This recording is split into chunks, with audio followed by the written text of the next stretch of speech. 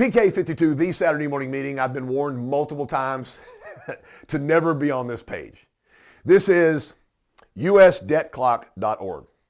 I advise you to be careful before you log on and look at this page. It will take a monster amount of time the first time you go on here because some of the numbers are incredible. You can look at every aspect of the United States, where the money is, where the money's going, where the trends are. Can I make a prediction of where I'm going to be in business? Am I going to create wealth? Am I going to have to struggle? Where is the money going? Do I follow the money? It's all on this page. And this page is free for anybody. So we have crossed a milestone. We're at over $30 trillion in debt. That's the first time that's ever happened. So some people have a big problem with the debt. Some people don't have a big problem with the debt. That's for each person to discern. I look at the average income, the median income. The median income is right down on this page right here, and it's just a little over $35,000. The average selling price of the average pre-owned car in America in the year 2022 is right at $32,000. So a full year of income without taxes is equal to basically what somebody's earning is equal to a pre-owned car. So it's an interesting concept of selling cars for a living or selling commodities for a living because there is not an unlimited source of money. This gives you the ability to go back and look in the 1980s. You can look in the 90s and the 2000s. You can look at the median income. You can look at the debt. You can look at where it's gone and why it's gone there, and you can make your own calculations. But it allows us to be able to sit there and follow the money and follow the trends. Over the last couple of months, you guys have reached out to me, and I've tried to do my best. KC, if Toyota would just make more cars. And I hear what you're saying. I do. But we're in a chip shortage. We're still in COVID. The manufacturers are down. So I just launched my brand new truck program called Truck Heritage. I had a good, successful launch. I included 6 dealers in my test pilot program, and I think the program went pretty well. In the beginning of the program, I wanted everybody to understand where we are in half-ton truck.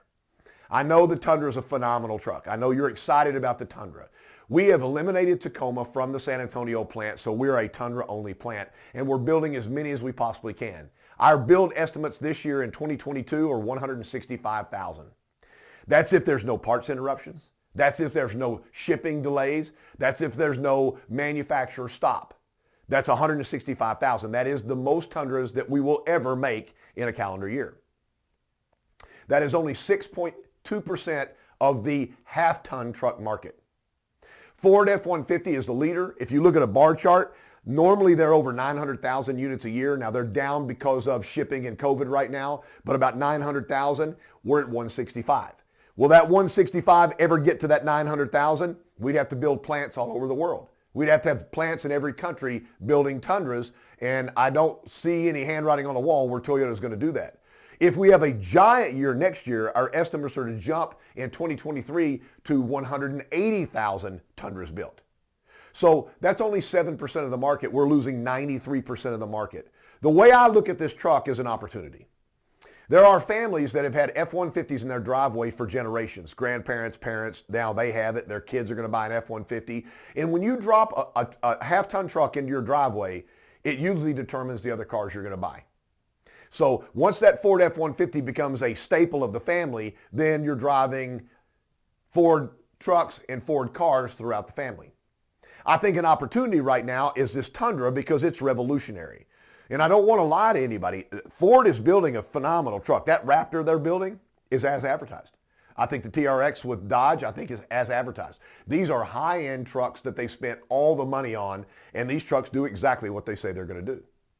I think the iForce Max Pro that we built is a rival, but that is a very small segment at the top. But if you go down and you look at the Ford XLT, or you look at the Tundra SR5, our downline from SR to SR5 to Limited blows the competition away. All new engine technology, all new drivetrain technology, all new frame, all new suspension technology. I mean, even in the SR5, I've got 5 different suspension opportunities in that truck. At the entry level, there's nothing out there that compares to this. However, the problem is I just don't have supply. I don't have head count. I don't have enough units. But I think if you conquest that F-150 buyer and you put that Tundra in the driveway, then I think that mom drives a Highlander. I think the daughter gets a RAV. I think maybe the son gets a Tacoma. I think you change the dynamics of the family by selling one Tundra. And I said, so the growth opportunity, the 165,000 we have, is not into selling the 165. It's selling that one and getting the whole nuclear family into the Toyota brand for the very first time. There's currently 33,000 and some change salespeople selling Toyota products in the United States. So 165,000 Tundras, 33,000 salespeople. You can see how many times 33 will go into 165. So it's pretty likely you're not going to sell 30 or 40 Tundras a year as an individual salesperson because they're not available. But if I sell the Tundra and the RAV and the Tacoma, and I sell the Camry and I sell the Corolla, and I dominate this family and their network, that's how I'm going to make my money. So I want to step aside a second. I'm still going to talk, but I'm going to drop this thing down because I want to show you guys, everybody's complaining right now that auto sales are way off and that if Toyota would just build more cars. So I've dropped this up right now, and we are currently leading. In 2021 and 2022, if I come down to Toyota and I look at how many cars we sold 183,664. So there is not a manufacturer that sold more cars in the United States this year, calendar to date, than Toyota. We have built more and we've sold more in the United States than anybody else. Now, I don't know why these other manufacturers still have cars on the ground when you drive by their dealership, but I do know that some of the regions are turning in single digits. Just to put it in perspective, let me just jump over here because I can, over here to Fiat. So Fiat this year sold 226 units for the whole year. So we're about 184,000, they're 226. In second place, obviously you'd think that Ford would be in second place. So if I go down to Ford, we can look at Ford in second place at, 171,473, Chevrolet at 139,559. And then Nissan comes up. Nissan will come up fourth. So let me find Nissan. Here we go. Nissan at 87,000. And then Honda rounds off the top five. So we're building more cars than anybody else. We're selling more cars than anybody else. Would I rather have 340,000 sold versus 183,000 sold right now? Yes.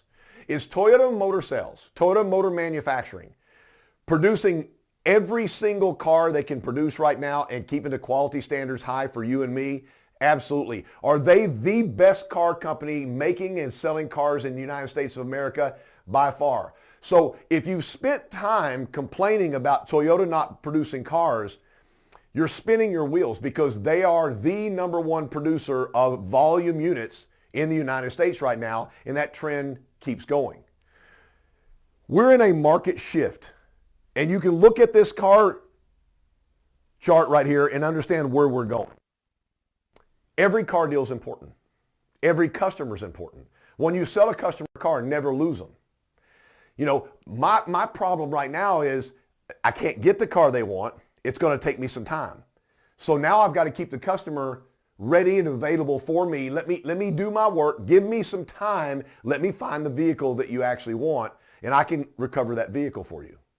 With the average income in America being less than $40,000, the average median income, then it's that upper end buyer that I'm working right now for the new cars. Used cars become paramount.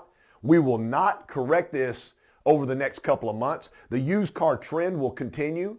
Normally our build for the whole year, if you look at every manufacturer in the United States, is somewhere around 15 to 16.5 million total new vehicles sold in the United States. And I don't know that we can count on that this year because if there's a trucking shortage, if there's a trucking strike, if there's a parts supply problem, if another strain of COVID comes up, we've found that there's predictors in here right now that we can't control. But what we can control is how we work with each and every customer. Let them know the facts. We are the best number one producer of quality vehicles that are sold in the United States and will continue to be that way. Be proud of your company. Be proud of your dealership. Be proud of the group you work with. Because when you raise everybody to the next level is achieved. When you complain about things you can't control, then what it does is it drags the entire thing down. So advice from me to you, check out your clock, see where we are, look at your future, make some determinations, because you are responsible for your income and the income for your family. Make sure you take care of them. PK52, the Saturday Morning Meeting.